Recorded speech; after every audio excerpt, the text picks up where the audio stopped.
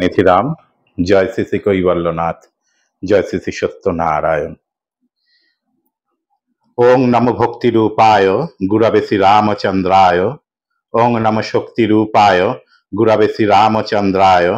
ওং নম প্রেম রূপায় গুরবে শ্রী রামচন্দ্রায়।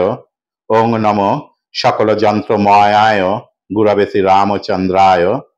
ওং নম সকল মন্ত্রময়ায় গুরবে শ্রী রামচন্দ্রায়।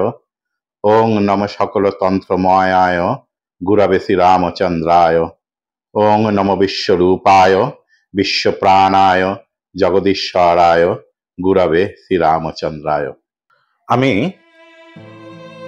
অলোক মিত্র, শ্রী শ্রী রাম ঠাকুরের চরণাশ্রিত। আমার পরমেষ্টি গুরু ব্রহ্ম শ্রী শ্রী দয়ানিধি রামচন্দ্রদেব, তার আশ্রয় পেয়ে আমি নিজেকে এবং আমার পরিবার কুল সমস্তকেই ধন্য মনে করি। কারণ শ্রী শ্রী ঠাকুর ধরার বুকে যে তার অবতরণ, সেই অবতরণটা ভগবানের অবতারই অবতরণ।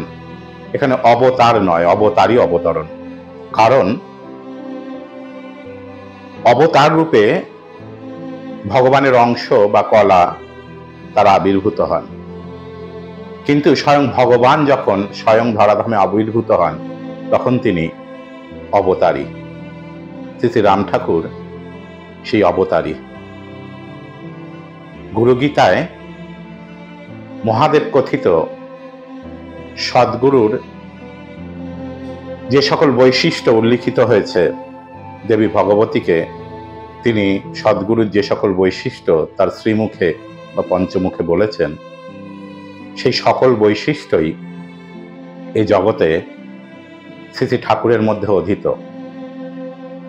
জগতে অনেক সদ্গুরু আছেন, কিন্তু সদ্গুরু সকল বৈশিষ্ট্য সমন্বিত সদ্গুরু এই কলিযুগে খুব গর্বের সাথে আমরা বলতে পারি একমাত্র রাম ঠাকুর। সেই সাথে ঠাকুর ছিলেন প্রভাত দাদুর ভাষায় ক্ষুতৃষ্ণা রাহিতায় চ, যার প্রয়োজন হয়নি ক্ষুধার এবং তৃষ্ণার, যিনি বিনিদ্র, চিরবিনিদ্র এবং যিনি ঋত্যতীত, মানে ঋতু যার উপর কোনো প্রভাব কোনোদিনও ফেলতে পারেনি। কি শীত কি গ্রীষ্ম কোনো বোধ তার ভেতর কখনোই তেমন ভাবে কাজ করেনি। এহেন ভগবানকে যখন আমরা পরমেষ্টি গুরু রূপে পাই, তখন সে এক বিরাট পাওয়া। জগৎ সংসারের অনেক ধন ঐশ্বর্য নিয়ে অনেকে অনেক সমৃদ্ধ, অনেক সমৃদ্ধশালী ব্যক্তি আছেন, কিন্তু শ্রী শ্রী ঠাকুরের আশ্রয় পেয়ে যারা এই ধরাধামে ছিলেন, আছেন এবং থাকবেন, তাদের মতো ধনী, তাদের মতো মহার্ঘ জগৎ সংসারে খুবই বিরল।